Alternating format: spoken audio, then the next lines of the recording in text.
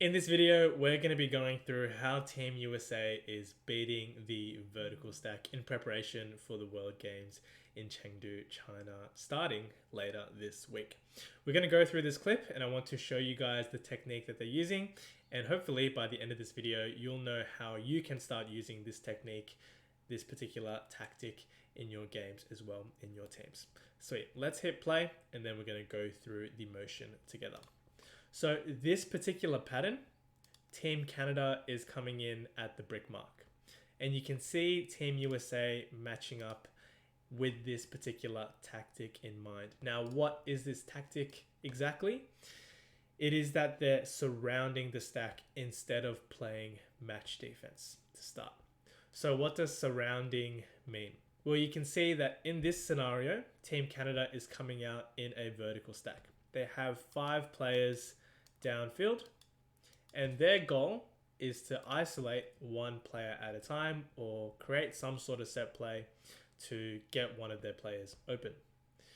In a normal scenario where USA would be marking one-on-one match defense, it means that Team Canada can take advantage of these one-on-one scenarios and use the natural advantage that offense has. They can come up with some sort of game plan and they can try to get the disc towards a particular space because of the natural advantage towards the offense in Ultimate Frisbee. So with that in mind, Team USA comes out with what we call a surround. Now, what exactly is a surround? Well, instead of them matching up one-on-one against their gender counterparts, they choose to surround the stack instead. So you can see here, they've got one male matching player here, one matching player out towards the back, a female matching player towards the back, one female matching player here, one female matching player here. So you can see, broadly speaking, they are surrounding this vertical stack. Now, what is the goal of surrounding this vertical stack? The idea here is if Team Canada in this scenario comes out with some sort of set play, or they come out with some sort of isolation structure where they're trying to isolate one player, it means that wherever they decide to go outside of this vertical stack, that there's going to be a player in that space ready to pick them up, ready to stop them moving towards that space. It also means that at the very start of this play is prepared to switch matchups in order to nullify, in order to stop any particular set plays or any particular set movement patterns.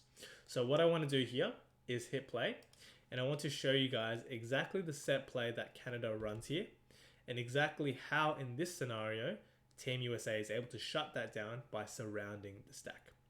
So if I hit play, you can see that Team Canada coming out of the vertical stack start with a conventional whirlpool set play, or as my commenters have told me in the last video, this is also known as a buzz. So one person going towards the end zone from the 1 and one person coming down the opposite side from the 5. Now, in a normal one-on-one scenario, Christian Boxley here would have to follow his player all the way, and you can see that the 1 in this scenario, the offensive player, already has an advantage sprinting towards the end zone. Similarly, on the opposite side of the field, the USA defender from the 5, if it were one-on-one, would have to mark this isolated player without any help. They would have to try and contest the under, even though the Canadian player here has a natural advantage in a one-on-one scenario. But by surrounding the stack, what happens instead? Well, the idea here is because there are a number of inactive players in the middle of the stack, right here, we can use their defenders to help stop the isolated players in the set play. We can use those players to mark spaces around the stack instead. And it means that if I hit play, Christian Boxley is able to hand over a really easy switch to Marquez. It also means that this female matching US player can hand over a really easy switch to this female matching player who's stopping the under. Now you can see very quickly, Canada starts to spread out and they look to take advantage of the players that are marking spaces. But you can also see very quickly that once the US has handed over their initial switch, once they have initially stopped the motion and the action that Canada is coming out with, they're looking to match up on their players straight away. So you can see very quickly, each player ends up picking up their respective gender match. And now the USA has seamlessly transitioned into one-on-one match defense.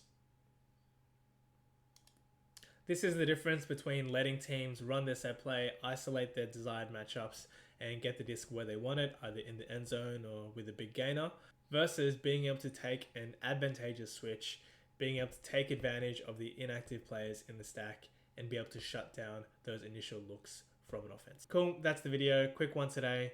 What do you think about the surround? Do you think it's a viable strategy? Do you think that this surround structure from Team USA is going to be impactful for them during the World Games? Let me know down in the comment section down below. If you have any questions, let me know down there as well. As always, make sure to like and subscribe if you're enjoying the Ultimate Frisbee content, and I will see you guys in the next one.